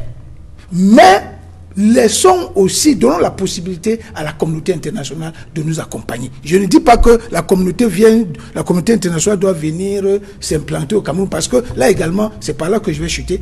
Mais c'est très important ce que je vais dire, parce que lorsque vous donnez aussi l'attitude à la communauté internationale de venir s'installer à votre place pour résoudre le problème à votre place, ça peut prendre des tournures que vous ne pouvez plus maîtriser. De mon point de vue, ce qui est nécessaire et impératif, c'est de permettre à la communauté internationale de nous accompagner dans la recherche des solutions. Après vous, docteur Modeste Ngonon, le gouvernement, lui, pense qu'il a trouvé la bonne solution. Après le grand dialogue national, il y a le statut spécial des régions anglophones, il y a les élections qui doivent être reprises dans au moins 13 circonscriptions électorales dans le nord-ouest et le sud-ouest. Pendant ce temps, le climat d'insécurité, lui, il se détériore. Que faut-il faire aujourd'hui pour mettre fin à ce cycle de violence meurtrière? Vous avez parlé de cycle tout à l'heure. Ça me rappelle un autre cycle potentiel, c'est que si on reprend les élections, les mêmes causes produisant les mêmes effets, on va peut-être les reprendre 100 fois. Parce que rien n'aura changé. C'est ça le problème. Et après, on va se plaindre de l'ingérence. Mais c'est vieux comme le monde. Il y a à un moment que certains pays peuvent prendre sur eux d'assurer une médiation auprès d'un autre pays. Lorsque deux blocs n'arrivent pas à s'entendre. Nous sommes dans un blocage actuellement avec la crise anglophone, il faut l'avouer. Si on est un temps soit peu honnête, nous sommes dans un blocage avec la crise anglophone. Le régime actuel n'écoute pas. Les autres sons de cloche, je l'ai dit tout à l'heure. Où est-ce que vous voulez qu'on trouve la solution? Nous souhaitons, nous, au MRC, qu'il y ait une médiation. Qu'il y ait une médiation, c'est cette procédure-là qui va garantir un peu, qui est le plus à même de garantir la résolution de ce conflit. Et pour terminer, j'ai suivi tout à l'heure lorsque Maître Tegem, à qui je renvoie aussi mes respects, bien sûr, lorsque Maître Tegem déclamait tout à l'heure, nous avons gagné les élections, nous avons ainsi de suite. Mais ça me rappelle un atavisme que ce régime traîne comme un boulet. C'est le fait de croire que clamer quelque chose fort, haut et fort, est la garantie de sa réalisation ou de sa réalité. Mais non. Combien de fois on a clamé qu'il n'y a pas de crise, de problème anglophone au Cameroun pendant des années? Combien de fois on a clamé que le président a déjà dit il y aura la CAN 2019 va se tenir au Cameroun? Combien de fois on a clamé toutes ces choses-là? Et on peut citer le cinquantenaire qui a été renvoyé. On a d'abord clamé qu'il aura lieu. Il a été renvoyé, ainsi de suite. Nous sommes habitués à ce genre de clameurs-là. Mais je voudrais rappeler, pour terminer, que clamer, ce n'est pas une garantie de réalisation ou de réalité. Il faut aller à la source des choses. Il faut avoir l'honnêteté de regarder les choses de façon objective et d'avancer. En réalité, les politiciens, ce qui doit nous opposer, c'est comment est-ce que nous allons gérer le pays. Ce n'est que ça qui doit nous opposer. Ce n'est pas non, ça nous appartient. Ce n'est pas une question d'appartenance. Le gouvernement estime qu'il a la majorité à la fois au Parlement, dans les exécutifs municipaux et avec l'élection présidentielle. Donc il a les coudées franches pour mettre à bien son projet de société qui a rencontré l'assentiment de la majorité des Camerounais.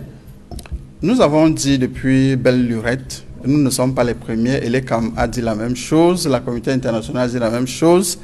Le processus électoral au Cameroun est vicié. C'est clair. Alors, si le processus est vicié, il ne peut pas donner des résultats objectivement acceptables. Donc, baser une légitimité sur un processus électoral aussi vicié que le nôtre, c'est de la rigolade. C'est de la vraie rigolade. Ou alors, comme nous avons dit en son temps, c'est un hold-up de légitimité. C'est ça. Donc le gouvernement ne peut pas se targuer. Ils ont les mairies, vous avez dit tout à l'heure, les conseillers municipaux. Il nous a fallu d'un petit boycott pour montrer à la face de tout le monde qui est-ce que le peuple écoute.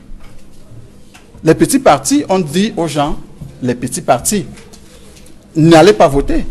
Et vous avez vu à quoi a ressemblé ces élections, d'où émanent les conseillers municipaux. Donc il ne suffit pas, encore une fois, de clamer.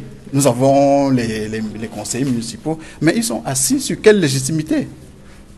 Après vous, justement, Dr Modeste Ngono, il y a un appel à une médiation de la communauté internationale.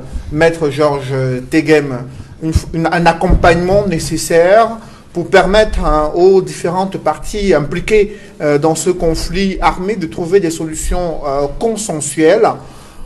Que pensez-vous de cette proposition qui émane de l'opposition sur ce plateau? Monsieur Noufélé, le RDPC est un parti ouvert.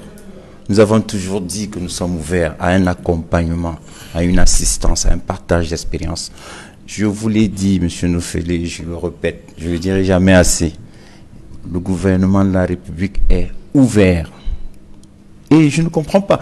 Je ne sais pas si le docteur du MRC note qu'il y a même des contradictions entre nous avons gagné l'élection avec ce code électoral. Vous avez proclamé que vous avez gagné. Maintenant, vous dites qu'il ne permet pas de garantie qu'on a gagné. Donc, vous, quand vous disiez que vous avez gagné la voix à Contier, vous trompiez les Camerounais. Donc, moi, je ne comprends pas. En tout cas, je ne veux pas vous poser des questions parce que ce n'est pas mon rôle sur ce plateau. J'ai également écouté M. Edmond Kamgia qui évoquait tout à l'heure les événements de l'extrême nord. Mais M. Kamgia, j'ai déjà eu l'occasion de le dire et je le redis encore aujourd'hui. Quel que soit ce que nous disons, nous n'émettons que des opinions. Nous n'émettons que des opinions. M. Kamgia, au Cameroun, il y a des institutions qui existent et qui fonctionnent. Lorsque quelqu'un a commis un crime au Cameroun, il y a un pouvoir judiciaire qui statue et rend des décisions pour dire qui a fait quoi et qui est responsable de quoi. Avant qu'il se soit exprimé, M. Kamgia, je suis désolé. Ce sont des opinions. Une opinion n'est pas source du droit. Je passe au contrôle de mon confrère. À coutume, encore peut être source du droit, mais pas une opinion. Il dit la coutume encore. Et encore, il faut qu'elle ne soit pas contre la loi. Je passe sous le contrôle de mon confrère. Même la Cour internationale de justice a reconnu dans l'affaire des Trois de Corfou que la coutume est une source de droit. Mais la coutume, il faut qu'elle soit pratiquée de manière régulière. Que vos organisations de droit international rendent des rapports, ce sont des opinions qui n'ont aucune valeur juridique probante sur le territoire de la République du Cameroun. Au Cameroun, c'est la Constitution, la loi, le règlement, les décisions de justice et dans une certaine mesure... Et pourtant, Maître Georges Tegem, c'est sur la base de ces rapports des organisations internationales qu'une réunion informelle des membres du Conseil de sécurité s'est tenue il y a quelques mois, en 2019, pour évoquer la situation humanitaire. Vous le savez, elles ont été auditionnées, elles ont fait part d'une situation humanitaire désastreuse dans les régions anglophones. Elles sont sur le terrain, avec l'accord du gouvernement, pour apporter une assistance à ces populations.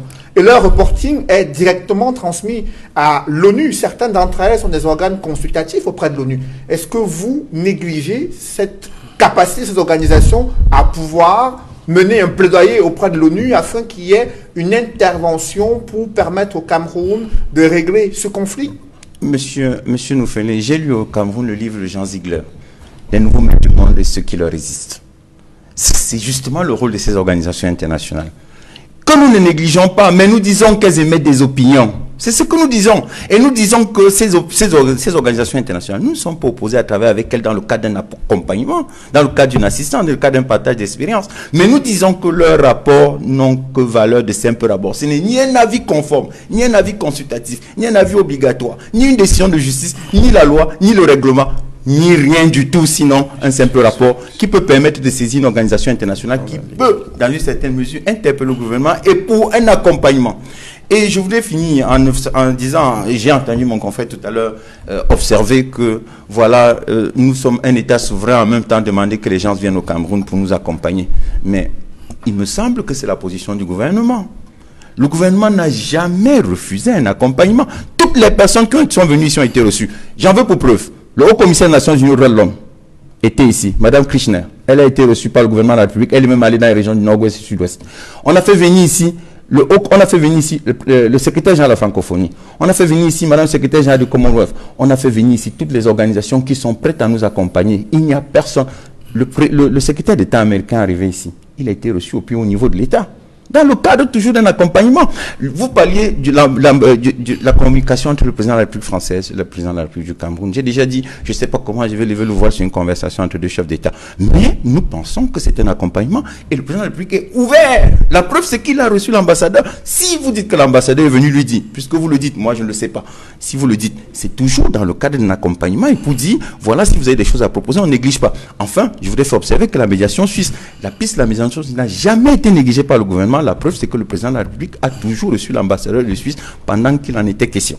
Alors, après vous, j'aimerais avoir la réaction de Maître Simon Serge Kakak, interpellé sur ses analyses concernant une intervention de la communauté internationale ou une médiation qui pourrait permettre de sortir de cette crise. Pensez-vous que ces organisations internationales humanitaires et autres ONG comme Human Rights Watch, Amnesty International Crisis Group, qui font un monitoring sur les violations des droits de l'homme sur le théâtre de la crise anglophone, émettent de simples opinions qui n'ont aucune valeur, aucune incidence sur le théâtre de cette crise?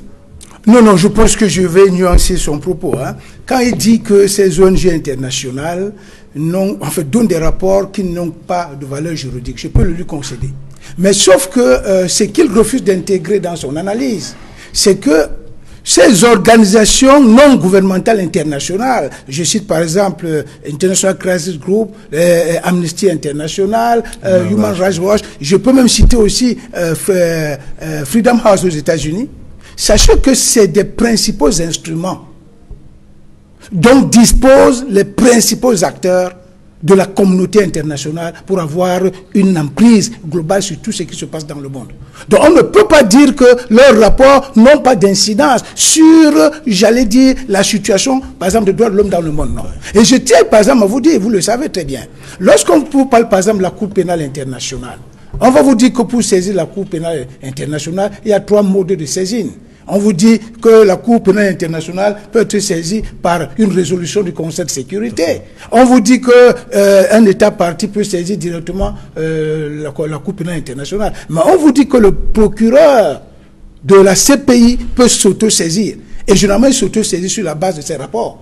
Quand, par exemple, ces organisations commencent à lui prendre des rapports sur les violations de l'homme dans un pays, le procureur du TPI et de la CPI a le droit de s'auto-saisir pour enquêter.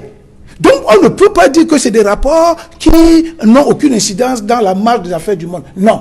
Ce qu'il faut même intégrer, ça, c'est par là que je vais chuter sur cet aspect, c'est que en réalité, c'est ces grands acteurs de la communauté internationale qui financent ces organisations. Je vous donne par exemple un petit cliché, vous pouvez le vérifier.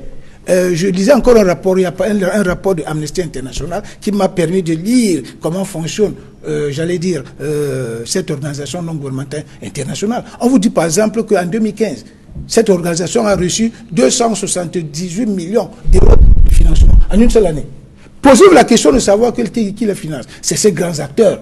Donc, lorsqu'ils prennent leurs rapports ont pour destinataire les commanditaires de ces rapports qui sont ces décideurs de la communauté internationale. C'est pour ça qu'il ne faut jamais négliger la capacité de nuisance de ces ONG. C'est ce que je voulais d'abord faire observer. La deuxième chose, il m'a interpellé sur la question, je n'ai jamais dit que le Cameroun n'est pas un État souverain. Mais ce que j'ai dit, et je le redis ici, c'est que souveraineté ne veut pas dire autarcie. Souveraineté ne veut pas dire que, parce que vous prétendez, dans une situation de souveraineté, ce que vous faites chez vous, même si vous marchez sur des personnes tous les jours, les autres États ne doivent pas regarder parce que c'est une affaire de souveraineté. Non. Aujourd'hui, le monde est devenu, ce n'est pas une prétention de le dire ici, c'est plutôt un secret de polichinelle, le monde est devenu un village planétaire. Et vous savez bien que lorsqu'on dit village planétaire ici, cela veut dire qu'il y a interpénétration entre les États, ce qui fait que lorsqu'il y a une situation qui pose par exemple un problème de violation des droits de l'homme de manière flagrante, de manière récurrente, tous les autres États se sentent concernés. Et c'est ça qui a motivé la création de ce qu'on appelle aujourd'hui le droit humanitaire international, le droit international humanitaire, qui est le corps ou alors la discipline juridique qui permet à la communauté internationale d'intervenir lorsqu'il y a des graves crises de droits de l'homme dans un pays.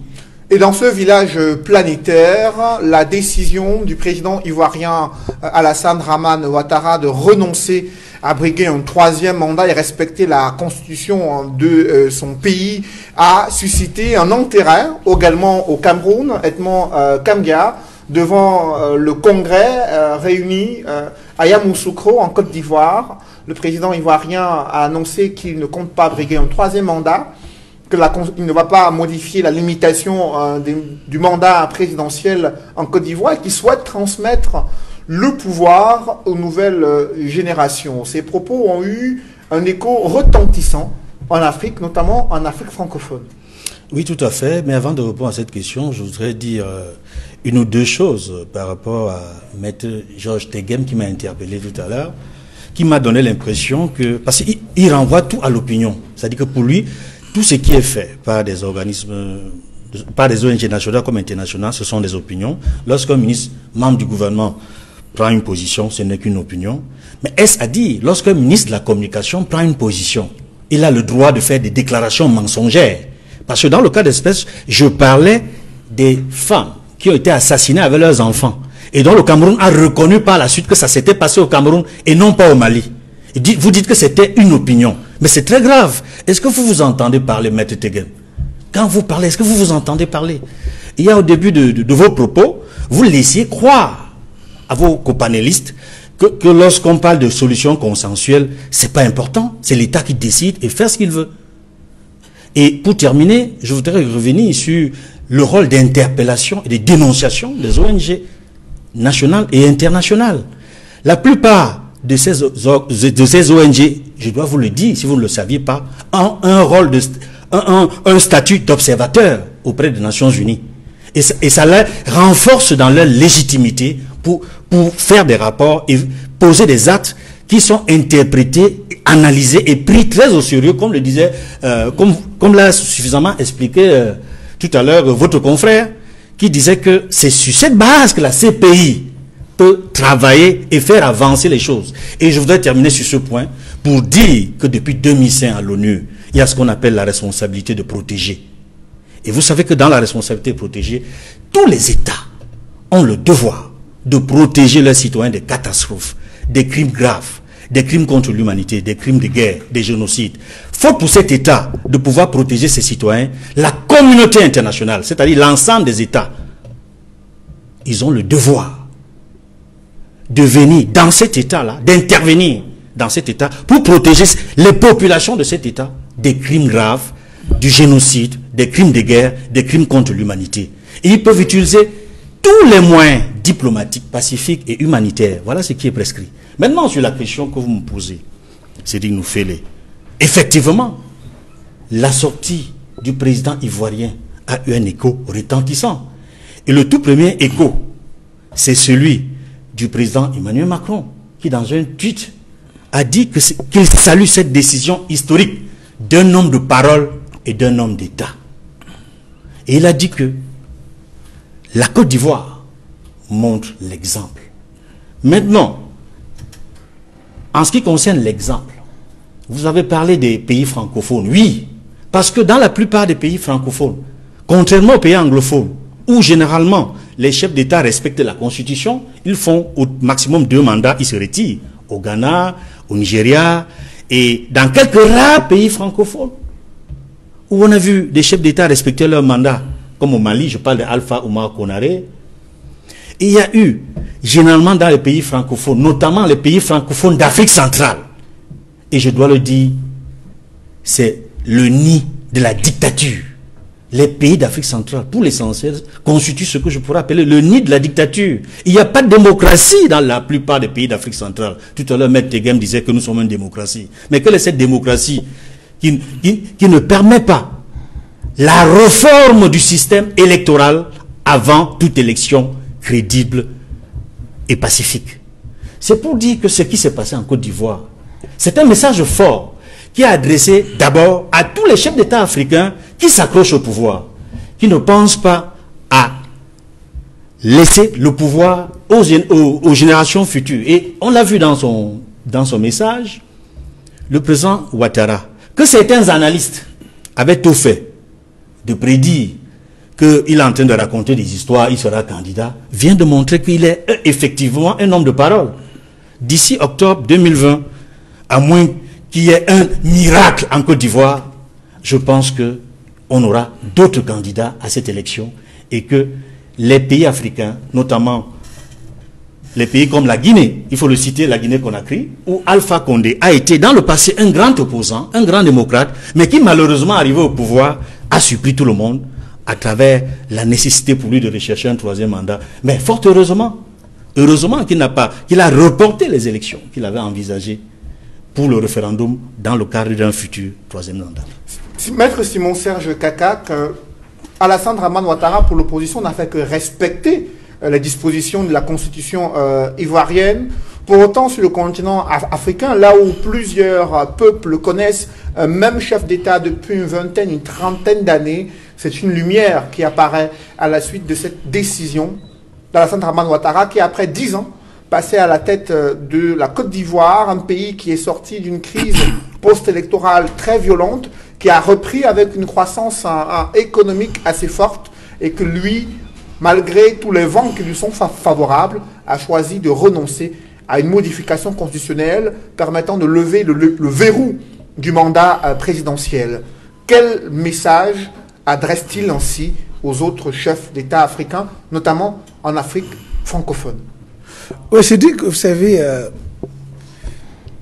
le président Alassane Dramane Ouattara, depuis que j'ai appris à l'observer, depuis de nombreuses années, parce que c'est un monsieur qui m'a toujours impressionné par sa vision des choses, en dépit de ce que certains de ses détracteurs ont toujours pensé de lui, parce qu'il y en a qui lui font le reproche d'être un pur produit et un serviteur des puissances capitalistes occidentales, il y en a qui le disent. Il y en a qui estiment que, enfin, il y en a qui lui font le reproche qu'il est arrivé au pouvoir en se servant d'une rébellion qui a causé beaucoup de sang en Côte d'Ivoire. Mais au-delà de tout cela, le président Alassane Ouattara a toujours brillé par sa posture de véritable homme d'État. Et c'est l'occasion pour moi ici de le dire sur ce plateau. C'est-à-dire faire cette distinction entre un homme d'État et un homme politique. Parce que beaucoup de gens ne le savent pas. Ouais. Un homme politique, c'est un acteur politique qui travaille en longueur de journée pour conquérir le pouvoir par tous les moyens et à tous les prix, et le conserver par tous les moyens et à tous les prix. Par contre, un homme d'État n'est plus dans la posture d'un homme politique. C'est quelqu'un qui pense déjà le devenir de son peuple. C'est quelqu'un qui a une vision tellement républicaine qu'il ne s'attache pas aux petits avantages individuels, égoïstes et égocentriques comme un homme politique. C'est pour ça que pour nous autres, nous classons le président Alassane Ouattara dans la catégorie rare en Afrique d'hommes d'État. Parce qu'en réalité, si l'Afrique aujourd'hui a des problèmes, c'est parce que beaucoup de nos leaders ont de la peine à se mettre dans la posture des hommes d'État. C'est pour ça que les gens arrivent au pouvoir, ils ne veulent pas partir. Parce qu'un homme d'État vient là pour servir pour un temps, et il s'en va, il laisse la place à un Mais autre. ces présidents qui restent longtemps au pouvoir estiment que c'est l'appel du peuple qui leur a permis de rester à la tête de leur pays, qu'il y a des élections qui ont été organisées et qu'ils ont été réélus avec une majorité écrasante. notamment en Afrique centrale, hein, où les présidents sont là depuis une vingtaine, une trentaine d'années, au terme de plusieurs élections qu'ils estiment démocratiques et transparentes. Je veux renchérir ce que Edmond Kamgia disait tout à l'heure.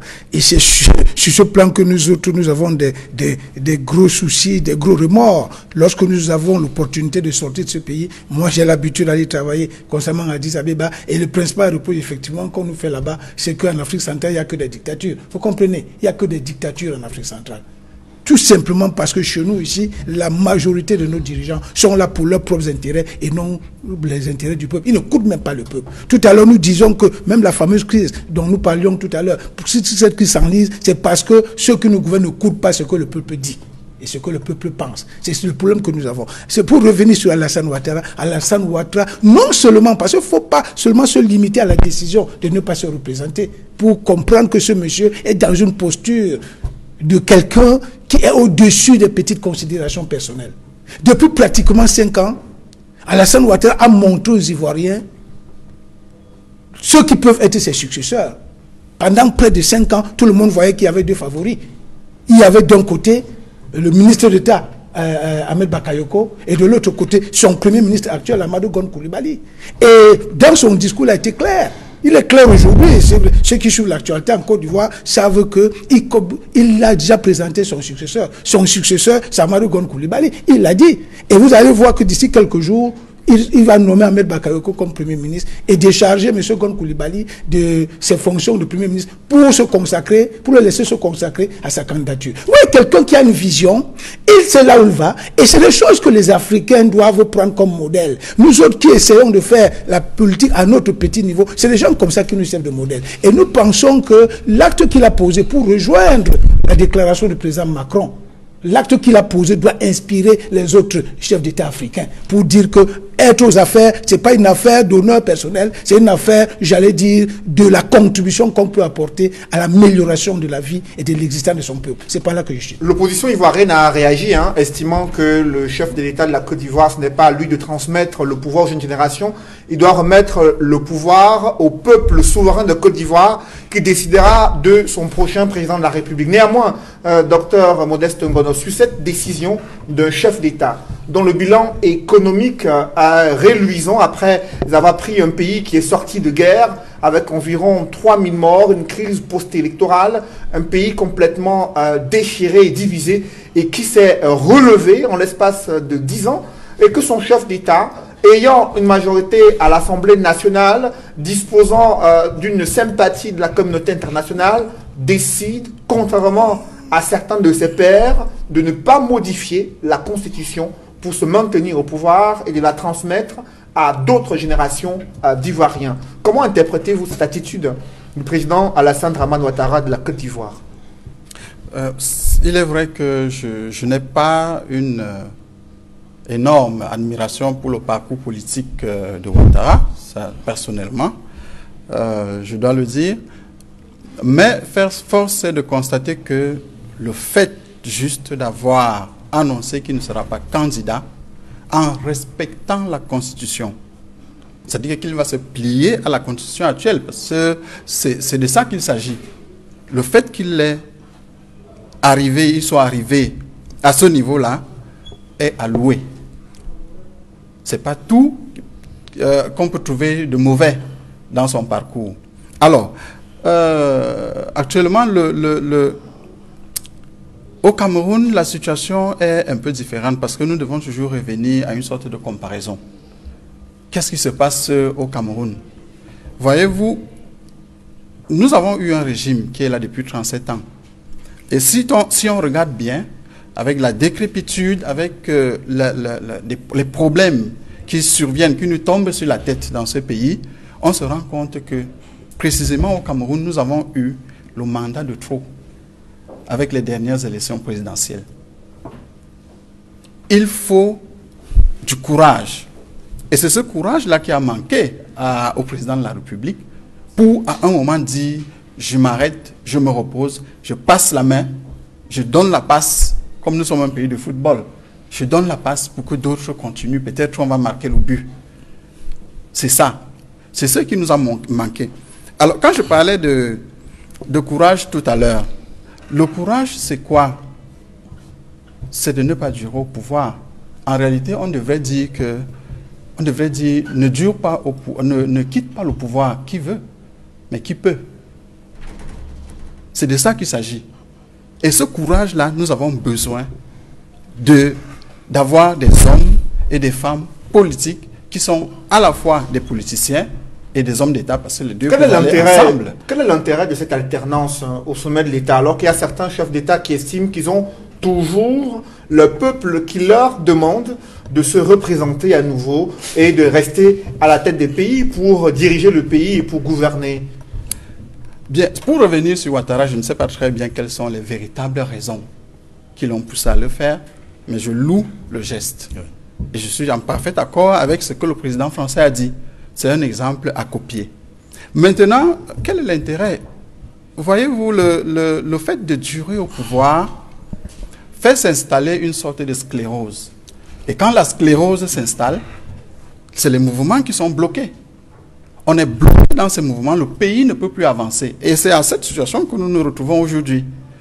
Parce qu'il n'y a plus d'envie de la part des gouvernants, il n'y a plus un besoin d'éblouir son peuple par ses réalisations.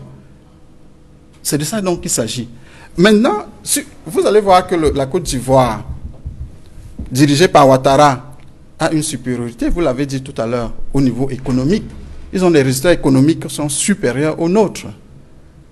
Parce que, en réalité, nous ne pouvons pas être surpris qu'après plus de 30 ans d'exercice du pouvoir, des gens ne soient plus motivés par les résultats, ils sont plutôt motivés par la possession de ce pouvoir-là. Après vous, docteur Modeste Ngono, maître Georges Teghem, l'exemple qui vient de la Côte d'Ivoire, avec un homme d'État qui a choisi de respecter la constitution de son pays, notamment la limitation du mandat présidentiel, et d'aucuns déplorent que l'Afrique centrale fait office de mauvais élèves en la matière, avec des chefs d'État qui sont au pouvoir depuis en moyenne une trentaine d'années. Comment expliquer un tel contraste? Moi, j'ai une difficulté, c'est que moi, je ne pense pas qu'il y ait un échantillon démocratique.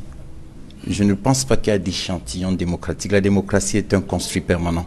Ça, c'est déjà une position. Et puis, je suis un peu gêné, bon, même si je ne dois pas l'être. Je comprends mon confrère, mais je suis un peu surpris par sa position aujourd'hui à l'égard d'Alassane Dramane Ouattara. Mon confrère, c'est un grand ami, Laurent Gbagbo.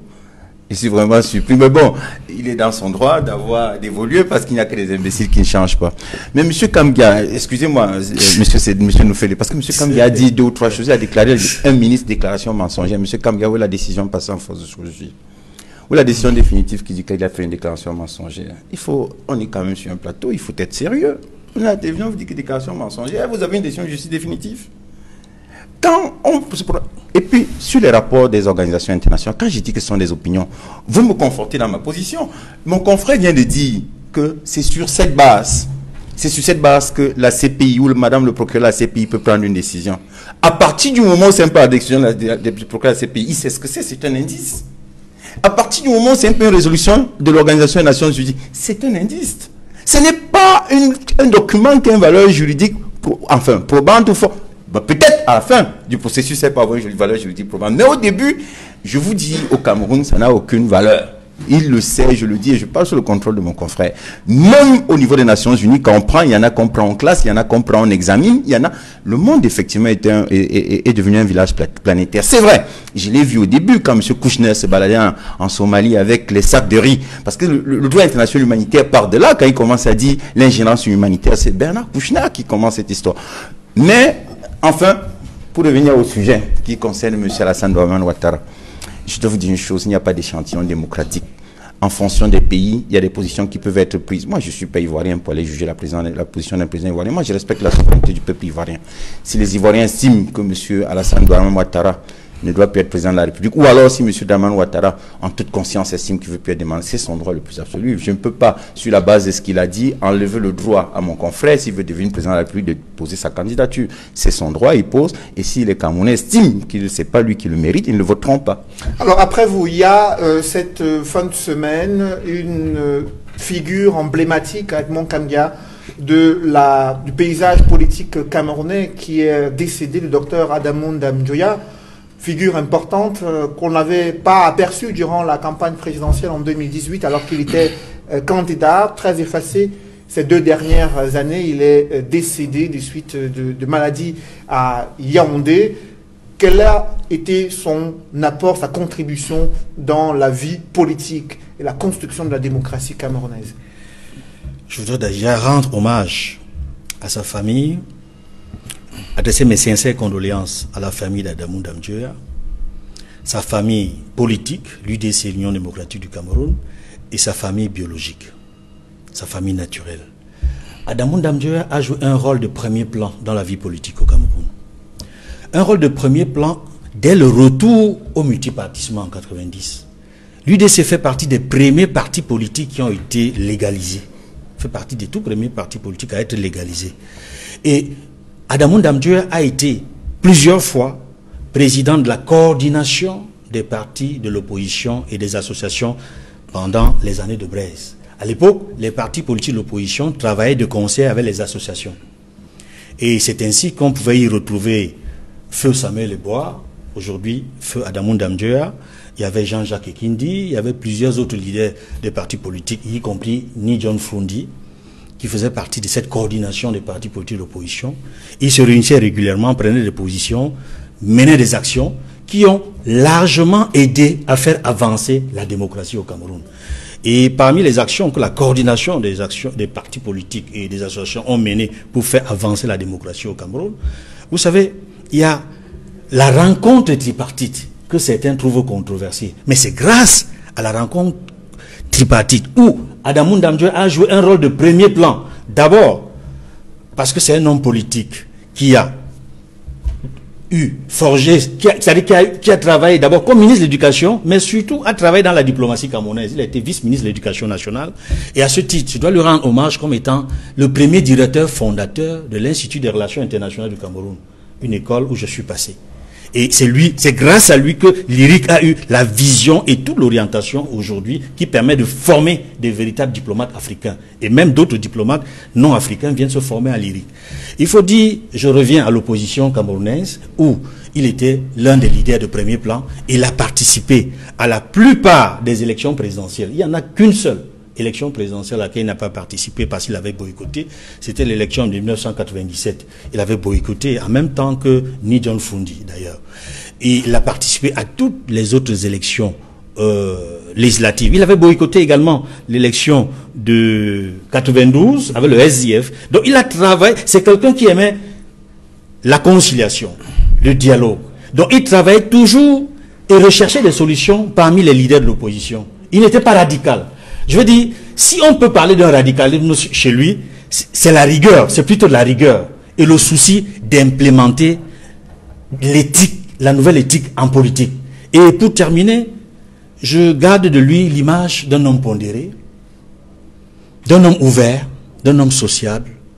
Et quand vous savez qu'il a présidé la conférence des religions, pour l'Afrique, il a été médiateur dans de nombreuses crises en Afrique et partout à travers le monde. Le seul regret que je garde, c'est qu'on n'ait pas pu l'associer de manière efficace dans la résolution des crises politiques au Cameroun. Après, on n'a pas pu l'associer. Maître Simon Serge Kakat, un mot sur les valeurs morales et éthiques que véhiculait le docteur Adamou Dame-Dioya, figure de l'histoire politique du Cameroun. C'est dit qu'avant de répondre à votre question, permettez-moi de saluer la mémoire de ce haut commis de l'État et surtout de ce grand Camerounais qui, de mon point de vue, avait tout pour être un homme d'État pour ce pays. Et j'adresse mes condoléances à son épouse Patricia et naturellement à son vice-président, mon grand frère et ami, Sambaka. Cela dit, je dois vous dire que moi, j'ai fait l'école primaire dans les années 70. Pratiquement dans notre école, c'était le seul ministre dont on connaissait le nom. Parce que ce monsieur, de la vie de tout le monde, c'était ce ministre-là, parce qu'il a été ministre de l'Éducation nationale, je crois, entre 1975 et 1980, en fait. Dans cette années-là, oui. De la vie de tout le monde, c'était le ministre qui incarnait la rigueur dans l'organisation des examens et dans la production intellectuelle. C'est cet homme-là qui incarnait l'attachement aux valeurs morales et éthiques dans le domaine de l'enseignement. Tous ceux qui ont été élèves à cette période vont vous dire que c'est le ministre qui a marqué l'histoire de l'enseignement primaire et secondaire au Cameroun. Et à ce titre, je lui rends un vibrant hommage. Maintenant, sur le plan politique, je pense que, comme je l'ai dit tout à l'heure, c'est un monsieur qui réunissait beaucoup de prédispositions, qui pouvaient lui permettre même d'aller jusqu'au sommet de l'État, parce qu'il en avait le profil. Malheureusement, la gestion de notre microcosme politique ne lui a pas permis de s'exprimer de manière optimale. C'est le seul véritable regret que je prouve à son endroit, paix à son âme. Mesdames, messieurs, c'est la fin de cette émission. Merci au docteur Ngono Modeste d'être venu sur ce plateau. Merci à vous, Edmond Kambia, d'avoir participé à ce débat. Merci également à vous, messieurs, maître Georges Teghem et maître Simon Siach Kakar, d'avoir participé à ces échanges. Mesdames, messieurs, c'est la fin de cette émission. Merci d'avoir suivi et merci de rester sur Equinox Télévision.